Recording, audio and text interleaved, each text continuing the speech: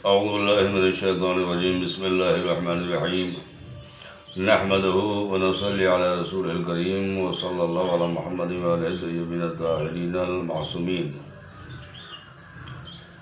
موضوع گفتگو ہے غیبت کبریٰ میں ہماری ذمہ داریاں۔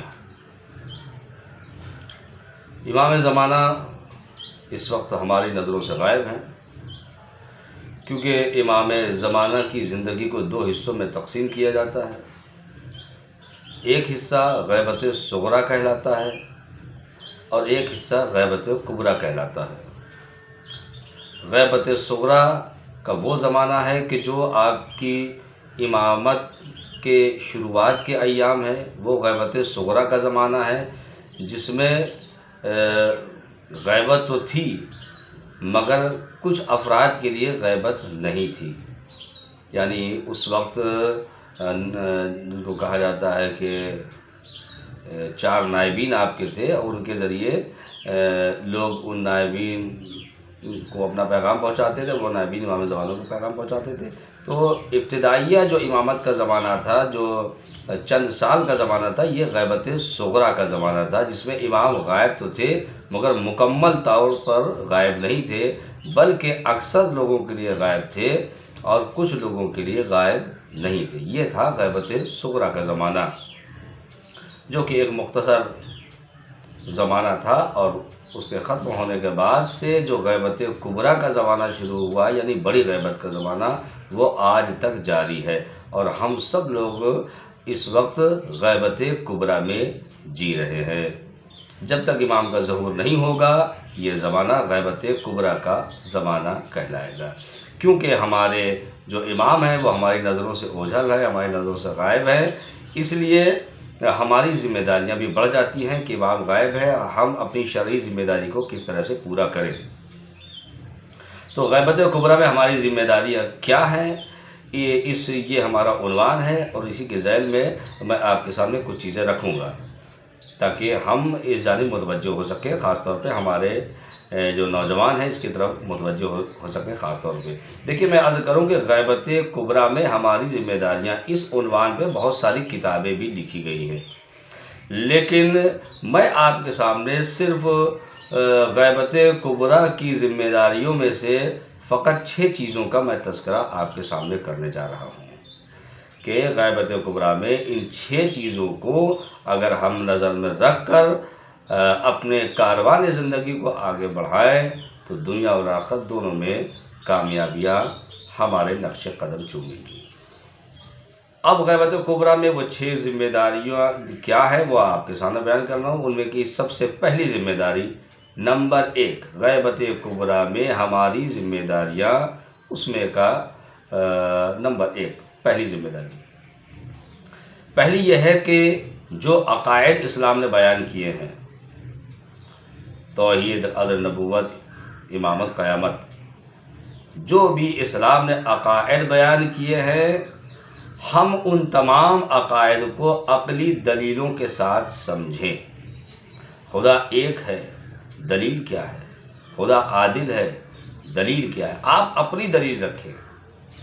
امامت کے سلسلے میں آپ اپنی دلیل قائم کریں، قیامت کے سلسلے میں اپنی دلیل قائم کریں۔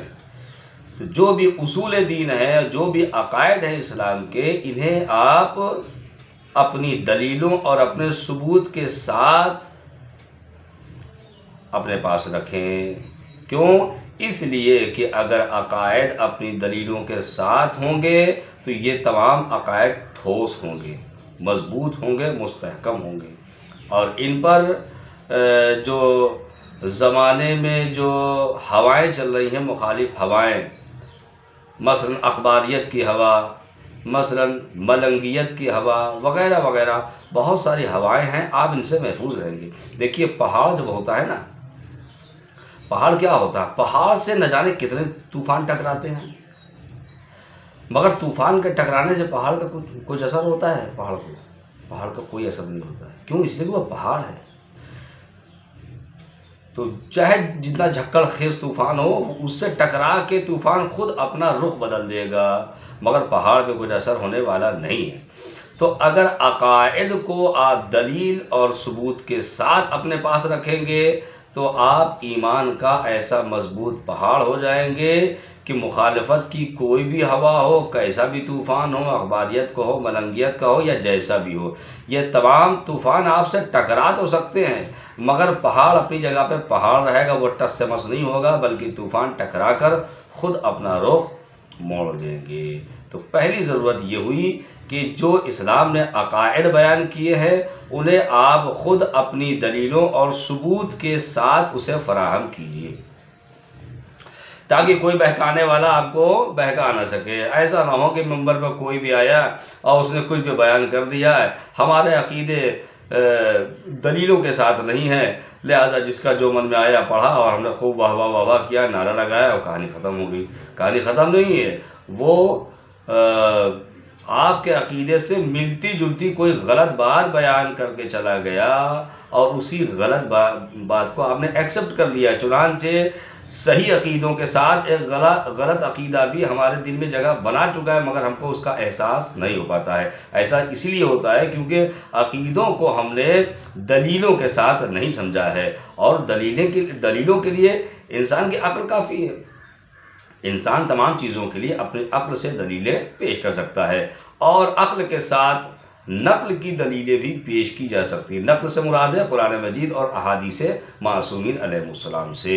تو جو بھی اسلام کے عقیدے سے متعلق جو چیزیں ہیں ان کو عقلی اور نقلی دلیلوں کے ساتھ آپ اسے فراہم کریں، تاکہ آپ ایمان کا ایسا مضبوط پہاڑ بن جائے کہ مخالفت کی جو بھی ہوا آپ سے ٹکرائے آپ پر کوئی اثر نہ ہو، بلکہ خود اس طوفان اور اس ہوا کو پچھتاوا ہو کہ ہم کہاں اور کس سے ٹکرا گئے۔ تو پہلی ذمہ داری یہ ہو گئی عقیدے کے حوالے سے۔ دوسری ذمہ داری آتی ہے اعمال کے حوالے سے۔ اعمال کا مطلب فروع دین، نماز، روزہ، حج، زکوٰۃ، خمس وغیرہ وغیرہ، یہ ہے فروع دین۔ تو فروع دین یہ کیا ہے؟ یہ اعمال ہیں۔ اعمال سے متعلق غیبت کبریٰ میں ہماری ذمہ داری کیا ہے؟ اعمال سے متعلق غیبت کبریٰ میں ہماری ذمہ داری یہ ہے کہ 3 میں سے ایک کام کرنا ہوگا، یا تو ہم مجتہد بن جائیں، نمبر 2 یا تو احتیاط پر عمل کرنے والے بن جائیں، نمبر 3 یا تو مقلد بن جائیں۔ مجتہد بننے کا کیا مطلب ہے؟ مجتہد بننے کا مطلب یہ ہوتا ہے کہ ہم خود دین اسلام کا علم اس حد تک حاصل کر لیں کہ قرآن اور احادیث سے شریعت کے مسائل کو خود نکال سکتے ہوں اور لوگوں کے لیے بھی ان مسائل کو بیان کر سکتے ہوں۔ تو یہ ہے، کہا جائے گا کہ آپ نے اجتہاد کیا ہے، آپ مجتہد ہو گئے کہ آپ نے دین اسلام کا اتنا علم حاصل کیا ہے کہ آپ قرآن مجید اور احادیث معصومین علیہ السلام سے مسائل دینیہ کو آپ وہ نکال سکتے ہیں۔ اسے استخراج کہا جاتا ہے، استخراج اور استنباط کہا جاتا ہے۔ استخراج اور استنباط کا مطلب ہوتا ہے شریعت کے مسائل کو قرآن اور احادیث سے نکالنا۔ ایسا جو انسان کرتا ہے اسے مجتہد کہا جاتا ہے۔ تو پہلی صورت یہ ہے اعمال میں کہ انسان مجتہد ہو جائے۔ دوسری صورت یہ ہے کہ احتیاط پر عمل کرے۔ بھائی مجتہد تو نہیں ہوا ہے مگر احتیاط پر عمل کرنے والا ہے، یعنی احتیاط پر عمل کرنے والا بھی مجتہد ہی کے مثل ہوتا ہے۔ مجتہد کی کیٹیگری زیادہ بڑی ہے، احتیاط والے کی اس سے تھوڑی سی کم کہی جا سکتی ہے، مگر یہ کہ احتیاط کی کیٹیگری بھی اجتہاد کی کیٹیگری سے ملتی جلتی ہے، کیونکہ یہاں بھی بہت علم ہونا چاہیے، بہت زیادہ علم ہونا چاہیے، تبھی انسان احتیاط پر عمل کر پائے گا، ورنہ احتیاط پر عمل نہیں کر پائے گا۔ احتیاط پر عمل کرنے کا مطلب یہ ہوتا ہے کہ مثال کے طور پر نماز جمعہ کو کچھ لوگ کہتے ہیں کہ یہ واجب ہے اور کچھ لوگ یہ کہتے ہیں کہ مستحب ہے، تو اب احتیاط عمل کیا ہوگا؟ نماز جمعہ کا نہ پڑھنا یہ احتیاط پر عمل نہیں ہوگا۔ احتیاط پر عمل یہ ہوگا کہ نماز جمعہ کو پڑھ لیا جائے۔ اگر نماز جمعہ کو پڑھ لیا جائے گا تو جس نے واجب کہا ہے اس اعتبار سے بھی ادا ہو گیا، اور جس نے مستحب کہا اس حساب سے بھی ادا ہو گیا، تو یہ ہو گیا احتیاط پر عمل۔ تو احتیاط پر عمل کرنے کے لیے بھی دین اسلام کا بہت علم ہونا ضروری ہوتا ہے، تب انسان احتیاط پر عمل کر سکتا ہے۔ تو غیبت کبریٰ میں دوسری ذمہ داری کے حوالے سے کیا چیز سامنے آئی ہے؟ اعمال کی چیز سامنے آئی ہے، اور اعمال کی درستگی کے لیے 3 چیزیں سامنے آئی ہیں۔ نمبر 1 انسان مجتہد ہو جائے، نمبر 2 انسان احتیاط پر عمل کرے، اور نمبر 3 آخری صورت یہ ہے کہ تقلید کرے۔ تقلید کا مطلب یہ ہے کہ نہ تو وہ مجتہد ہے، نہ ہی وہ اتنا علم نہیں ہے کہ وہ اجتہاد کر سکے، اور نہ ہی اتنا علم ہے کہ وہ احتیاط پر عمل کر سکے۔ تو آخری جو سب سے آسان سیڑھی ہے اور سب سے آسان راستہ ہے منزل کمال تک پہنچنے کے لیے، وہ یہ ہے کہ انسان کسی مجتہد کی تقلید کرے۔ یعنی مجتہد کون؟ یعنی مجتہد جامع الشرائع، جس میں تمام شرطیں پائی جا رہی ہوں، جیسا کہ اکثر شیعہ حضرت آیت اللہ سیستانی داماد اللہ علی کی تقلید کرتے ہیں۔ تقلید کا مطلب یہ ہوتا ہے، تقلید کا مطلب یہ نہیں ہوتا ہے کہ ہم ان کے نوکر ہو گئے یا ان کے غلام ہو گئے۔ تقلید کا مطلب یہ ہوتا ہے کہ بھئی دینی معلومات ہمارے پاس اتنی نہیں ہے، جب نہیں ہے تو عمل کیسے کریں گے؟ عمل کا طریقہ یہ ہے کہ جو سب سے زیادہ جاننے والا ہو اس نے محنت کر کے قرآن و حدیث سے نکالا ہے، اور اسی کی روشنی میں ہم بھی اس پہ عمل کرتے رہیں تاکہ دین اسلام کے مطابق ہمارا عمل ہو سکے۔ تو اعمال کے حوالے سے یہ 3 چیزیں سامنے نکل کے آئی ہیں کہ اگر انسان اپنے اعمال کو دین اسلام کے مطابق صحیح طور پر انجام دینا چاہتا ہے تو اسے 3 میں سے ایک کام کرنا ہوگا۔ یا تو وہ مجتہد بن جائے تو اس کے اعمال درست ہو جائیں گے، یا احتیاط پر عمل کرے تو اس کے اعمال درست ہو جائیں گے، یا کسی مجتہد کی تقلید کرے تو اس کی روشنی میں وہ چلتا رہے گا۔ اس طریقے سے شریعت کے جو بھی وہ اعمال انجام دے گا وہ اس کے اعمال درست ہوں گے۔ تو یہ 2 چیزیں ہو گئیں۔ اور اب یہ 2 چیزوں میں یہ ہے کہ انسان واجبات پر عمل کرے، اور ہو سکے تو مستحبات پر بھی عمل کرے، حرام سے بچے، ہو سکے تو مکروہ سے بھی بچے۔ یہ اعمال کے کھانے میں چیز آ جاتی ہے۔ نمبر 3 یہ کہ امام زمانہ سے متعلق جو دعائیں ہیں ان دعاؤں کو پڑھتا رہے۔ امام زمانہ سے متعلق جو دعائیں ہیں ان کی تعداد بہت ہے، 1-2 دعائیں نہیں، بہت ساری دعائیں ہیں۔ ان میں سے ساری دعائیں نہیں پڑھ سکتا انسان، چند دعاؤں کا انتخاب کر سکتا ہے۔ ان چند دعاؤں کو یہ اپنا نیم بنا لے کہ ہم کو روزانہ اس میں سے 1-2 دعا یا 2-4 جتنی بھی اللہ توفیق دے، کچھ نہ کچھ ان دعاؤں کو ضرور پڑھے کہ جو امام زمانہ سے تعلق رکھتی ہے۔ مثلا دعائے ندبہ ہے، زیارت آل یاسین ہے، یا دعائے معرفت ہے، اللہم عرفنی نفسک، یہ والی دعا ہے، یہ بہت اہم ہے۔ اس دعا کے بارے میں امام زمان نے فرمایا ہے کہ اس دعا کو میں نے اپنی نگاہ امامت سے پہچانا ہے، اس پر اعتبار کرو اور اسے پڑھو۔ کون سی دعا؟ دعائے معرفت، اللہم عرفنی نفسک۔ یہ جو پوری لمبی والی دعا ہے، ایک تو شارٹ کٹ ہے، ایک لمبی دعا ہے، لمبی والی دعا کے لیے خاص طور پر کہا گیا۔ تو یہ دعا ہو گئی۔ یا مثلا دعائے عہد ہے، دعائے عہد جو صبح کی نماز کے بعد پڑھی جاتی ہے، اگر کوئی 40 دن مستقل پڑھے تو اس کا شمار امام زمانہ کے ناصر اور مددگار میں اس کا شمار ہوگا۔ یہ کوئی مشکل کام نہیں ہے، 40 دن کیا نہیں پڑھ سکتا انسان؟ نماز صبح کے بعد 40 دن دعائے عہد پڑھ لے تو اس کا شمار امام زمانہ کے مددگاروں ناصروں میں ہوگا۔ باقاعدہ طور پر اگر انسان مر گیا ہے اور امام کا ظہور بعد میں ہو رہا ہے تو جس نے دعائے عہد پڑھی ہے اسے باقاعدہ قبر میں بھی اس کو خوشخبری دی جائے گی کہ بھائی تم دعائے عہد پڑھتے تھے، تم نے کہا تھا کہ امام آئیں گے تو ہم ان کی مدد کریں گے، تو اس کو جا کے اطلاع دی جائے گی کہ امام کا ظہور ہو گیا، اب آپ مدد کے لیے چاہیں تو آپ چل سکتے ہیں، اگر آپ چاہیں تو یہیں اللہ کی نعمتوں میں رہیں، اور اگر آپ امام کی نصرت کے لیے چلنا چاہیں تو آپ چل سکتے ہیں۔ تو یہ ہے دعائے عہد، یہ بھی بہت اہم ہے، اسے آپ اپنی اس میں روزانہ کی روٹین میں آپ لا سکتے ہیں۔ اس کے علاوہ دعائے فرج ہے، الہی عظم البلا و بر الخفا دعائے فرج ہے، اور اس دعا کی بھی بہت تاکید کی گئی ہے، اللہم کل ولیک الحجۃ ابن الحسن۔ تو یہ تو چھوٹی چھوٹی بڑی بڑی ہر طرح کی دعائیں کتابوں میں بہت زیادہ موجود ہے جو امام زمانہ سے تعلق رکھتی ہے۔ تو ہماری تیسری ذمہ داری غیبت کبریٰ میں یہ بنتی ہے کہ امام زمانہ سے متعلق جو دعائیں ہیں ان میں سے کچھ دعاؤں کو ہم پڑھا کریں۔ مثلا دعائے ندبہ ہے، روزانہ نہ صحیح جمعہ پڑھ لیں، تو اس طریقے سے آپ اپنا روٹین، اپنا سسٹم آپ خود بنا سکتے ہیں کہ کون سی دعائیں ہم کو روز پڑھنا ہے، کبھی کبھی پڑھنا ہے، اس طریقے سے. لیکن یہ ہم کو لازماً یہ کرنا ہوگا کہ یہ ہماری ذمہ داری ہے کہ غیبت کبریٰ میں کم از کم کچھ دعائیں ہم امام زمانہ سے متعلق ہم پڑھتے رہیں. میں نے 6 چیزیں بیان کرنے کو کہا تھا، 3 چیزیں میں بیان کر چکا ہوں. اب میں آپ کو بتا رہا ہوں چوتھی چیز. چوتھی چیز یہ ہے کہ امام زمانہ کی ظہور کی دعا کرتے رہیں. یہ بہت اہم ہے. آپ اپنے لیے جب بھی کوئی دعا مانگے تو اس میں ظہور امام کی دعا کو ضرور شامل کریں. یا مثلا ایک چھوٹا سا جملہ ہے، اللہم عجل لولیک الفرج. یہ امام زمانہ کے ظہور کی دعا ہے، چھوٹا سا جملہ ہے نا، اللہم عجل لولیک الفرج. یہ چھوٹا سا جملہ ہے.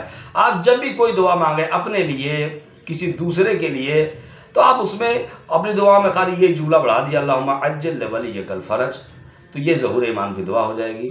اس کے علاوہ بھی آپ تفصیل کے ساتھ بھی امام زمانہ کے ظہور کی دعا خداوند عالم سے مانگیں تو یہ اور اچھا ہوگا.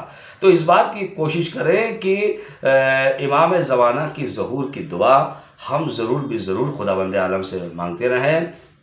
یہ ہماری چوتھی ذمہ داری ہے غیبت کبریٰ کے زمانے میں. اور پانچویں ذمہ داری غیبت کبریٰ کے زمانے میں، پانچویں ذمہ داری ہماری یہ ہے کہ ہم امام زمانہ سے روزانہ گفتگو کیا کریں. بہت لوگ اس چیز کو کافی اہمیت دیتے ہیں اور کچھ لوگ جو غفلت کے شکار ہوتے ہیں وہ اس چیز کو اہمیت نہیں دیتے ہیں، جبکہ یہ ہماری زندگی کا بہت خاص حصہ ہے کہ ہم امام زمانہ سے گفتگو کریں. کیا ہم اپنے لوگوں سے گفتگو نہیں کرتے؟ اپنے گھر والوں سے جب دور ہو جاتے ہیں، بھائی سے، بہن سے، چچا سے، ماموں سے، دیس پردیس یہاں وہاں چلے گئے تو فون کرتے ہیں کہ نہیں کرتے ہیں؟ آج کل کون ایسا ہے جس کے پاس موبائل نہیں ہے؟ موبائل کا مین مقصد ہی ہے گفتگو کرنا. تو فون آتے بھی ہیں، فون جاتے بھی ہیں. روزانہ ہم اپنوں سے گفتگو کرتے ہیں، تو کیا امام زمانہ کی حیثیت ہمارے اپنے لوگوں سے کم ہے کہ ہم اپنے لوگوں سے روزانہ گفتگو کریں اور امام زمانہ سے بالکل گفتگو نہ کریں؟ لہٰذا یہ ہماری ذمہ داریوں میں سے ہے کہ ہم روزانہ امام زمانہ سے گفتگو کریں. یہ الگ بات ہے کہ ہماری گنہگار آنکھیں ان کو نہیں دیکھ پا رہی، وہ اپنی جگہ پر ہے. اگر خداوند عالم نے آنکھوں سے پردہ اٹھا دیا تو انشاءاللہ آپ دیکھ بھی لیں گے. لیکن یہ کہ اگر انسان نہیں بھی دیکھ رہا ہے تو کم از کم ایک وقت معین کر لے. مثلا صبح کی نماز کے بعد 5 منٹ یا 10 منٹ ہم کو اپنے امام سے گفتگو کرنی ہے، یا عصر کی نماز کے بعد ہمیں 5 منٹ یا 10 منٹ یا 15 منٹ ہم کو امام زمانہ سے گفتگو کرنی ہے. گفتگو میں یعنی اپنا درد دل بیان کرنا ہے، مولا آپ کہاں ہیں، کیسے ہیں، مولا ہم اس پریشانی میں ہیں، یہ ہے وہ ہے، آخرت ہماری کیسے بہتر ہوگی، قبر کے عذاب سے مولا کیسے بچیں گے، مولا آپ یہ اس طریقے سے کر کے آپ مولا سے گفتگو کریں. جیسے آپ کسی ایسے انسان سے درد دل بیان کرتے ہیں کہ جو آپ کے درد دل کو سننے والا ہو، سمجھنے والا ہو. امام سے زیادہ آپ کی گفتگو کو کوئی سمجھنے والا اور آپ کے درد دل کو سننے والا اور آپ کی مشکلات کو حل کرنے والا اس پوری کائنات میں کوئی نہیں ہے. سب سے زیادہ جو آپ کی مشکلات کو دور کرنے والا ہے وہ ذات امام زمانہ کی ہے. لہذا کوئی بھی وقت معین کریں، صبح کی نماز کے بعد، مغربین کی نماز کے بعد، یا آفس سے آنے کے بعد، سونے سے پہلے، کوئی بھی وقت معین کریں. جس طریقے سے ہم اپنے لوگوں سے گفتگو کرتے ہیں تو اپنے لوگوں سے کم حیثیت امام زمانہ کی نہیں. امام زمانہ کی حیثیت تو اس کائنات میں سب سے زیادہ عباد خدا، زندہ لوگوں میں سب سے زیادہ اہمیت امام زمانہ کی ہے. لہٰذا روزانہ امام زمانہ سے گفتگو کریں اور یہ ہمارے اوپر ایک ذمہ داری ہے. لہٰذا لاپرواہی کے شکار نہ ہوں اور حتمی طور پر اسے اپنے اوپر لازم قرار دیں. یہ ہماری ذمہ داریوں میں سے ہے کہ ہم روزانہ امام زمانہ سے گفتگو کریں. اس کے بہت سارے فائدے ہیں. جب آپ گفتگو کریں گے انشاءاللہ 40 دن آپ گفتگو کرنے کے بعد آپ کو خود اپنے اندر چینجنگ محسوس ہونے لگے گی. اور اس چینجنگ کے علاوہ بھی بہت سارے فائدے، اور ساتھ میں جب گفتگو کریں گے تو آپ بہت سی مشکلات کا بھی تذکرہ کر سکتے ہیں. آپ کی بہت سی مشکلات بھی حل ہوں گی، آپ کی روح بھی قوی ہوگی، آپ کے ایمان میں بھی اضافہ ہوگا، محبت امام زمانہ میں بھی اضافہ ہوگا. تو بہت سارے فائدے آپ کو اس سے ملیں گے انشاءاللہ تعالیٰ. تو لازمی طور پر یہ ہے کہ آپ امام زمانہ سے روزانہ گفتگو کریں. اور اس گفتگو میں بہتر یہ ہے کہ آپ اس سلام سے آغاز کریں، السلام علیکہ یا بقیت اللہ فی الارض یا فی ارضہ، دونوں طرح کے لفظ روایتوں میں وارد ہوئے ہیں۔ تو امام زمانہ کو بقیت اللہ کہہ کے آپ سلام کریں اور اس کے بعد آپ کلام کریں۔ پانچویں ذمہ داری میں نے آپ کے سامنے عرض کر دی۔ میں نے کہا تھا 6 چیزیں بیان کروں گا، 5 میں بیان کر چکا ہوں۔ چھٹی اور آخری ذمہ داری یہ ہے کہ ہم اپنی روح کو ننگا اور عریاں نہ رہنے دیں۔ جس طریقے سے انسان کے جسم پر اگر کپڑا نہ ہو، جسم پر لباس نہ ہو تو جسم ننگا کہلاتا ہے، ویسے ہی اگر روح پر لباس نہ ہو تو روح بھی ننگی اور عریاں کہلاتی ہے۔ لہذا جس طریقے سے ہم اپنے جسم کے ایک سے ایک لباس کا انتظام کرتے ہیں، ویسے ہی ہم اپنی روح کے لباس کا بھی انتظام کریں۔ جس طریقے سے ہم اپنے جسم کو ننگا کرنے میں ذلت و رسوائی محسوس کرتے ہیں، ویسے ہی اپنی روح کو بھی اگر ننگا دیکھیں، عریاں دیکھیں تو ذلت و رسوائی محسوس کرتے ہوئے اس کے لیے بھی لباس کا انتظام کریں۔ آپ کہیں گے بھائی اس کا کیا لباس ہے؟ تو اس کا لباس قرآن مجید میں خداوند عالم نے بیان کر دیا ہے، فرمایا ہے کہ وَلِبَاسُ التَّقْوَىٰ ذَلِكَ خَيْرٌ، وَلِبَاسُ التَّقْوَىٰ قرآن مجید میں لباس التقویٰ ذالک خیر، یہ کہا کہ خداوند نے فرمایا میں نے بہت سارے لباس پیدا کیے ہیں اس دنیا میں، سردی کے لباس اور گرمی کے لباس، یہ لباس وہ لباس، لیکن ان تمام لباسوں میں لباس التقویٰ ذالک خیر، ان تمام لباسوں میں تقوی کا لباس سب سے زیادہ بہتر ہے، اور یہ وہ لباس ہے جو جسم کا نہیں ہے، یہ روح کا ہے۔ اگر انسان کے پاس تقویٰ کا مطلب ہوتا ہے پرہیزگاری، یعنی گناہوں سے اپنے آپ کو بچانا، اللہ کا ڈر، اللہ کا خوف، اس کی عظمتوں کا خیال رکھنا، اپنے آپ کو گناہوں سے بچانا، یہی تقویٰ ہے۔ تو فرمایا لباس التقویٰ ذالک خیر، تمام لباسوں میں لباس تقویٰ یہ بہترین لباس ہے، اور یہ وہ لباس ہے کہ جو جسم پر نہیں بلکہ روح پر پہنا جاتا ہے۔ تو جس طریقے سے ہم جسم کے لباس کا انتظام کرتے ہیں، ویسے ہی روح کے لباس کا بھی انتظام اور اہتمام کریں، یعنی اپنی روح کو بھی لباس تقویٰ پہنا کر اسے ننگا رہنے اور عریاں رہنے سے بچائیں۔ یہ ہماری آخری اور سب سے بڑی اور سب سے اہم ذمہ داری ہوگی۔ تو میں نے غیبت کبریٰ کی ذمہ داریوں کے حوالے سے 6 چیزیں بیان کی ہیں۔ ہو سکے تو اس کو ایک بار نہ سنیے گا، اسے 2-4 مرتبہ سننے کی کوشش کیجیے گا، یا یہ کہ اگر آپ کو بہتر اور مناسب لگے تو ان 6 چیزوں کو ایک کاپی میں، ایک کاغذ میں، ایک ڈائری میں کہیں پر آپ نوٹ کر لیں، تاکہ ہمارا ذہن بار بار اس کی طرف متوجہ ہوتا رہے، اور ہم اپنے آپ کو چیک کرتے رہیں کہ ان میں سے کتنی چیزوں پر ہم سے عمل ہو رہا ہے اور کن پر عمل نہیں ہو رہا ہے۔ جن پہ عمل ہو رہا ہو اس کے لیے خدا کا شکر ادا کریں، جن پر عمل نہیں ہو رہا ہو اس کے لیے خدا سے دعا کریں کہ خداوند عالم مجھے توفیق دے کہ جن چیزوں پر عمل نہیں ہو رہا ہے اس پر بھی ہو جائے۔ والسلام علیکم ورحمۃ اللہ وبرکاتہ۔